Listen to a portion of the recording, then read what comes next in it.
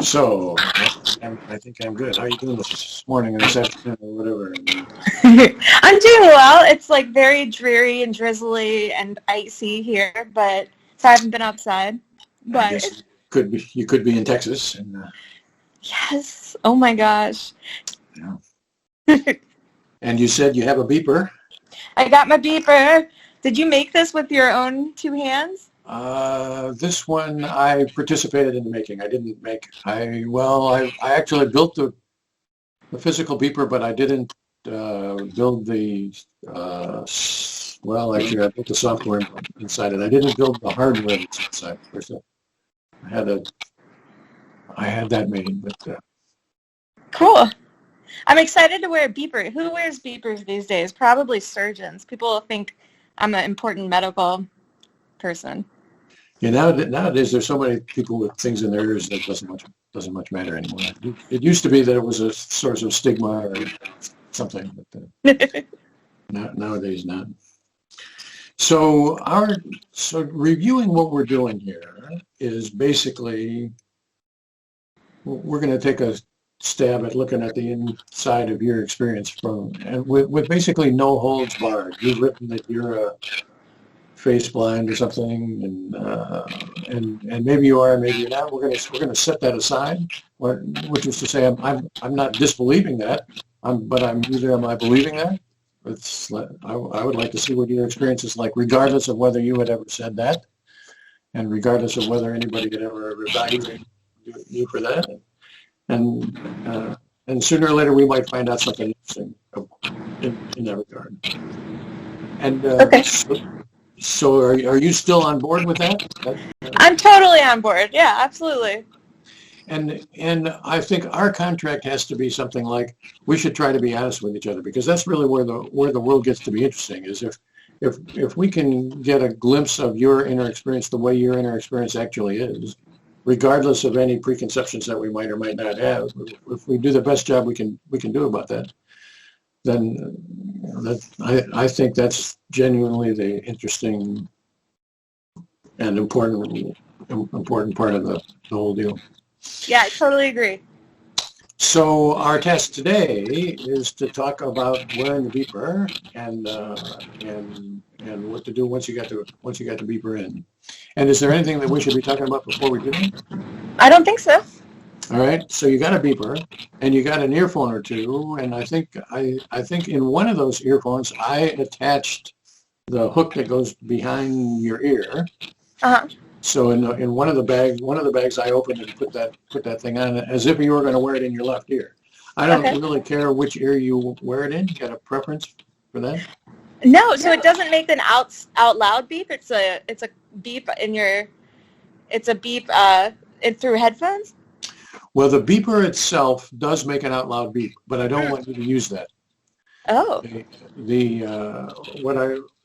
What I'm pretty sure of, actually having done this now for 30 or 40 years or however long I've done it, is that we need a signal that has a very rapid rise time. So there's got to be no doubt about when the signal begins and when it doesn't begin. Because if you're thinking, well, is that the beep? Is that the beep? Is that the beep? Is that the beep? Oh yeah, that's the beep. Well, by then your inner experience has been screwed up. Okay. So we need to, so to speak, inject your inner experience, inject the beep into your nervous system in as efficient a way as we can.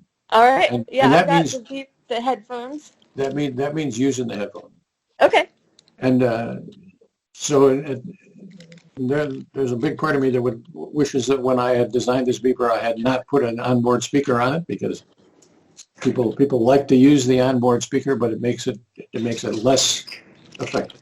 Yeah. Cool. So between you and me, let's use that earphone. And the hook that's on that earphone is designed for your left ear. And if you would rather wear it in your right ear, we can take it off and put it back on. But the hook is a little tough to put on. You gotta. I'm happy with my left ear. Okay. And the hook itself is a little bit pliable, so once you get that in there, you can bend the hook to conform to your ear so that it doesn't feel too floppy. Okay. And the wire for the earphone, you can do with it whatever you want. A lot of people would prefer to learn, actually, that they prefer to run it inside their shirt because then it doesn't snag on the doorknob when they walk by or whatever. But I don't really care about that. That's between you and your earphone, basically. Cool. The object is to make it. What we would like is for you to forget that you're wearing the earphone. So the less that you have to deal with the earphone, the better. So we want it secure in your ear, and we want the wire to be sort of out of the way.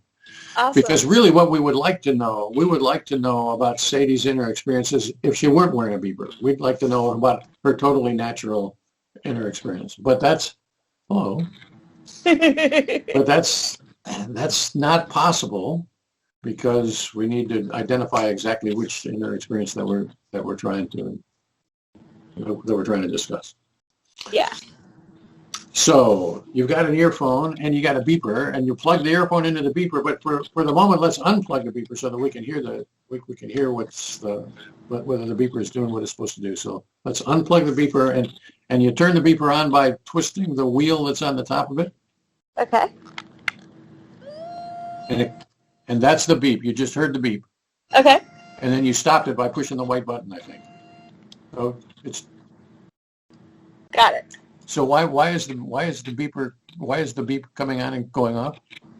Why was it going off? Yeah. I don't know. I just turned it on and it was making a doo sound. Okay, so turn it off and turn it back on again. Okay, turn it off and turn it back on. Wait, by moving the wheel.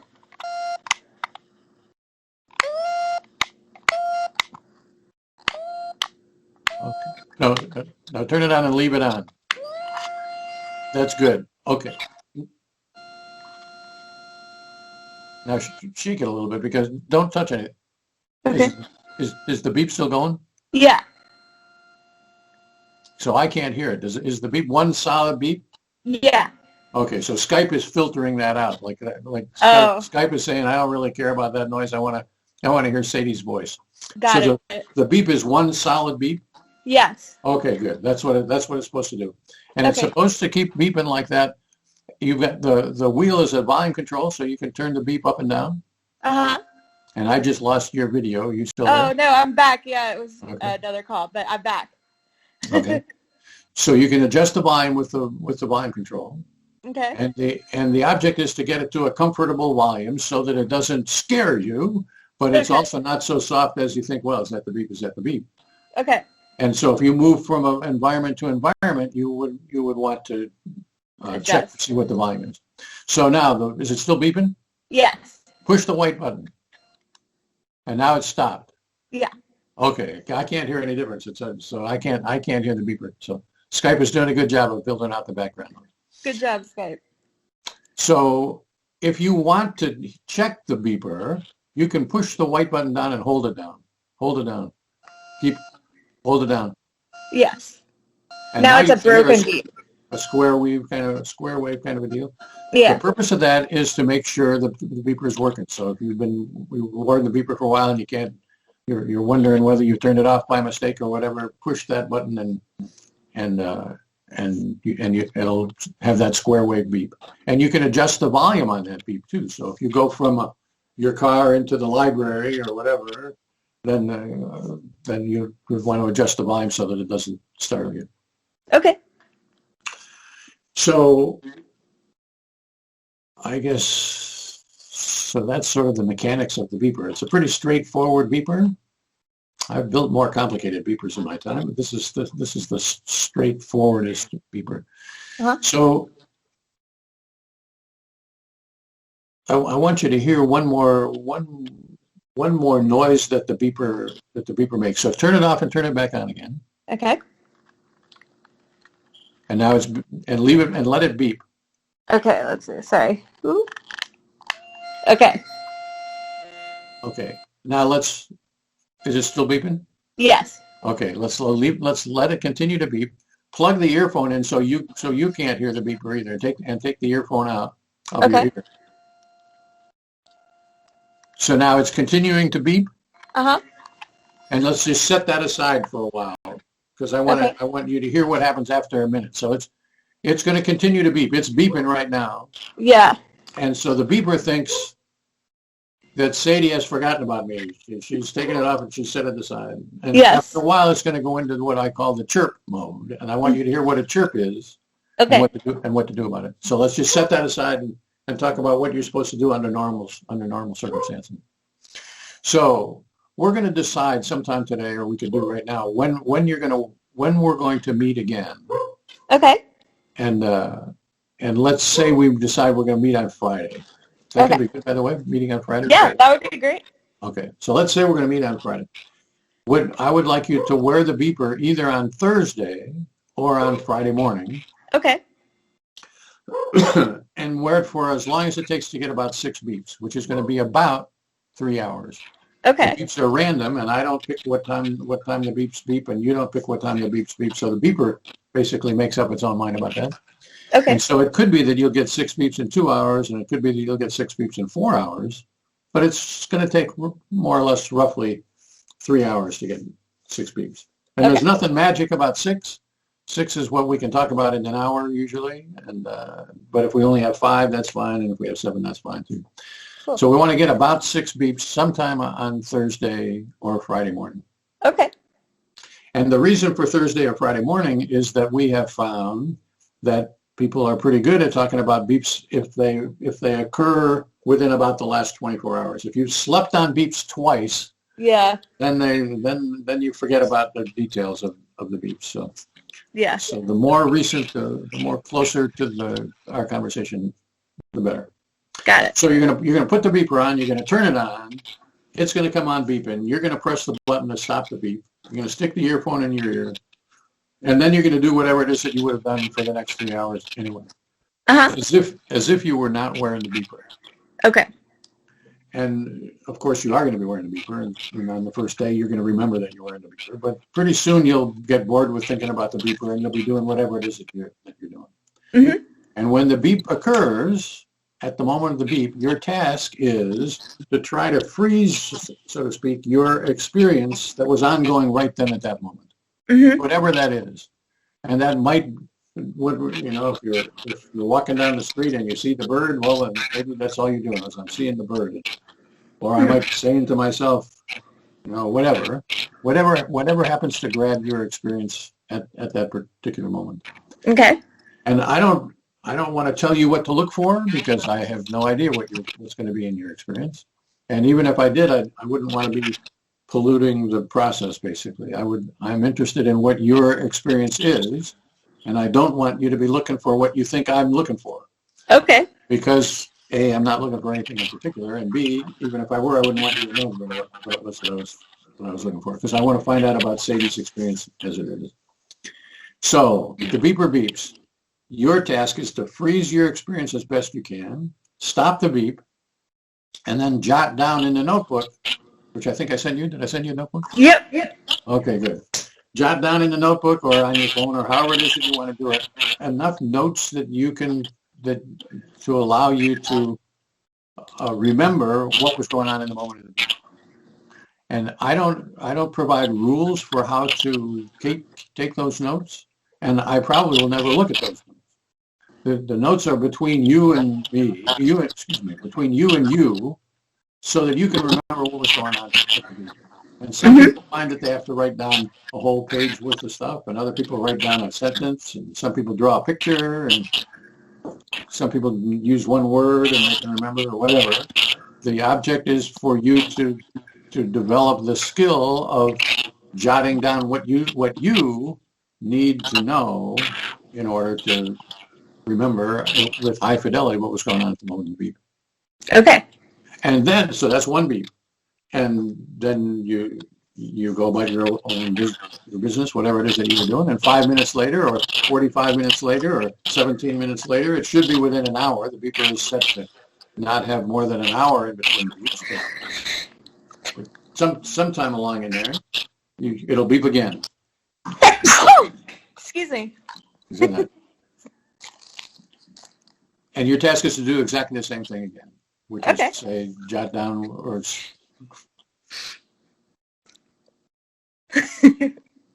freeze what was going on in your experience and jot down notes again.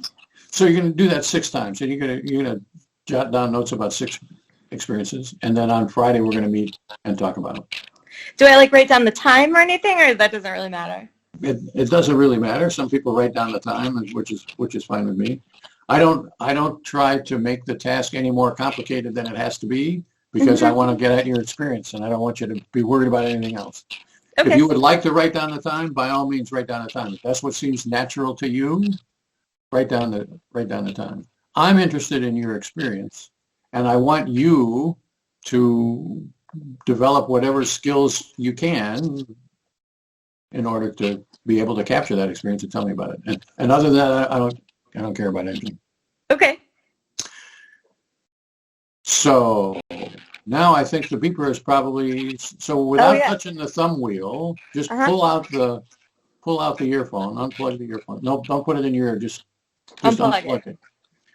And so now let's just wait a little bit, and the thing is going to chirp. And it's going to chirp. It chirp? Yeah. That's a chirp. That's not a beep. That's a chirp. Got it. And what that says is, Sadie, you forgot about me. You didn't turn me off. You set me aside. I'm going to save my battery. And so I'm going to chirp every half a minute or so, just to remind you that I'm still here. So when that happens, turn me off, turn the beeper off,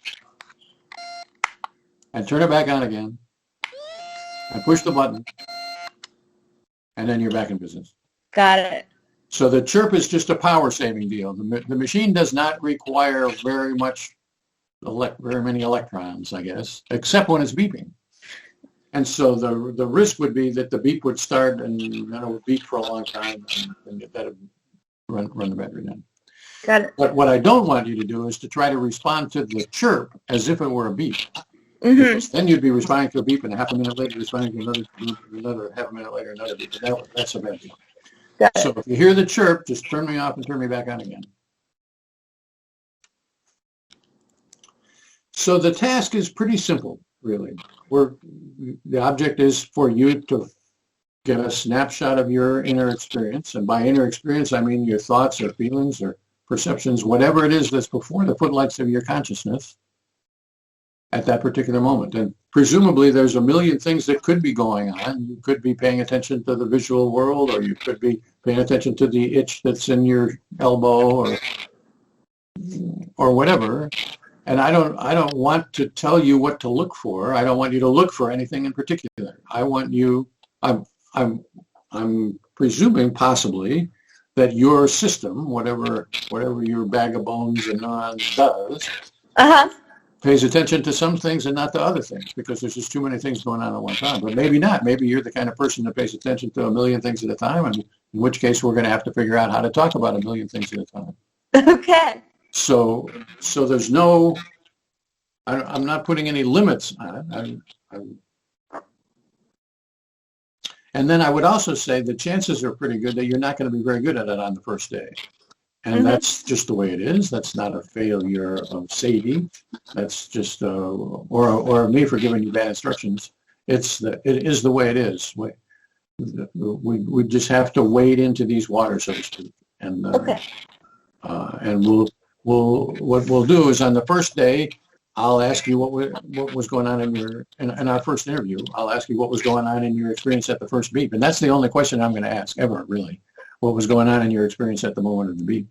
And then I'll ask follow-up questions, because I'll want to try to understand your answers. But really that's the only question that I'm interested in. What was your experience at the moment of the beep? It'll turn out that I'll have to ask some more follow-up questions to get things clarified, but it's always that question. So this is a very simple process. You're going to wear the beeper, and I'm going to ask you what was in your experience when the beep sounded. Cool. And at the moment of the beep, I would say, I mean actually like 1 microsecond just before the beep began, because I'm not interested in how you react to the beep. Right. I'm interested in the way Sadie was just before the beep sounded. As if Sadie didn't have a beep on and there was some alternate universe at that particular moment, whatever that moment in time was. That's what we're shooting at. And of course, we can't do that perfectly because Sadie is wearing a beeper. She has to rewind her experience 1 microsecond to get to what was just before the beep. So this is an imperfect process. Well, we're going to do the best we can at it, and we'll see whether we come to believe that we can do it adequately or not. Cool. Why do you use the tone that swoops up? It won't swoop up. When you turn it on for the first time, it swoops up because there's capacitance in the thing, and it takes a while for the batteries to get the capacitors loaded. But when you hear the beep, the beep that you hear will be very much like the square wave that we demonstrated when you push down that button. It's a very fast rise time beep. There's no swooping up of it. Cool. So do you have questions about it?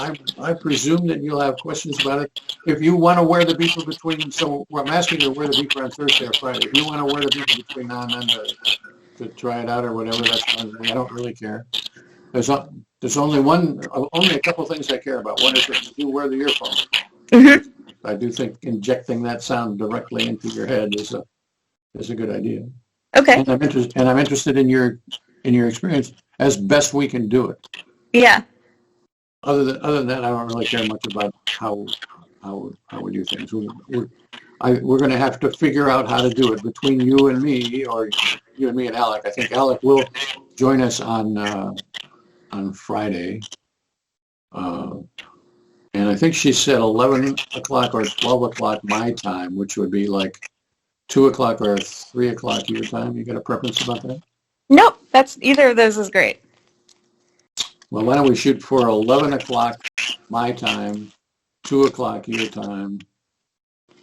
I think great. 1 o'clock Alec's time. But we'll figure that out. So 2 o'clock on Friday, the 4 days from now or whatever. Awesome. So I think I've given the spiel that I need to give. If between now and then you develop some questions, how should I use the beeper? You know how to get in contact with me, call me, or email me, or whatever. I've given you my cell number. I'll email you my cell number, and you can, if you've got some kind of an issue, you should be able to call or text or whatever. Sounds good. And that I think is the deal. I'm interested. I think it'll be interesting. I'm hoping that you'll tell the world what happened about in this process somewhere down the line. And yeah, I'm so interested. I just pitched the Atlantic. That would be cool. and when you do that, what I'm hoping is that you will be as honest as you can be about that. So if you write something about it, you should write exactly what you think happened. And, that's what I always try to do. Well, that's great. And of course, I might have a chance if you say something that I disagree with, then I'll have a chance to respond to that. But the more straightforwardly you can do it, the better, as far as I'm concerned. So, so if you end up thinking that I'm full of baloney or whatever, then that's what you should say. And, okay. And you shouldn't worry about my feelings in this matter. I've got a pretty thick skin, and I think that I think that's what is genuinely. I think there is a genuinely interesting thing here, and for our petty little sensitivities or whatever to get in the way of that would be too bad. Yeah. Agree. And for on my side, I would like to post this on my website, but I'm not going to do that until after we've had a chance to do it a time or two. Okay. So that I want you to have total control over it. Your inner experience is your private property, and I want you to be in a position in an informed way to say, yeah, it's okay with me to put what I have told you on YouTube. And so I'm not asking for you to give me preliminary permission. I'm saying we'll do this a time or two, then we'll look at it, and then if it's still okay for you, now that you've seen what it is that's actually going to happen, and what your experience really is, then we'll make it public. Sounds awesome. All right. So I think I've said more or less what I need to say. You got questions, comments? I just have a random question, which is, like, have you found consistency in people? Like, I don't know, kind of the equivalent of test, retest, reliability in terms of the modality of thought that they have? So I think the answer to that is basically yes. We haven't done too many studies that are aimed at long-term stability. Although I've got one that's sort of going on right now about that. If your question is it likely that people on their first day have this more or less the same kind of experiences that they've got on their second day and on their third day? I would say the answer to that is mostly yes, except not the first day. The first day, people are not very good at it, and so they say a lot of things that are probably not true. And so if you set aside the first day, then I think there is some consistency. That said, we're only getting 6 samples a day, basically. And so if you've got a sort of a variety of the kinds of experiences, the 6 samples might be, you might get all one kind of experience with 6 samples. It's possible to get all one kind of samples. But the easy answer to your question, I would say, is by the time we've done 5 or 6 days worth of sampling, with most people, we are in a position where it's just a natural thing to say, well, this peep was pretty much like that 2 days ago, and this peep was pretty much like that day on the 4th day. But whether that's true for you, maybe you're a different person every day, and that would be fine too. So I wouldn't say we should strive for that. We're not. It's not my aim to get us to be consistent. It's my aim to find out what your experience is like. And I would say, as a general rule, most people are sort of consistent, but that might not be true for you. Okay, cool. Other questions? Nope. All right, then. So we will reconvene, hopefully with Alec, at 11 o'clock my time, 2 o'clock your time on Friday. And I will send you an email, or Alec, either Alec or I will send you an email on Thursday just to remind us about this. And we'll do it by Skype. And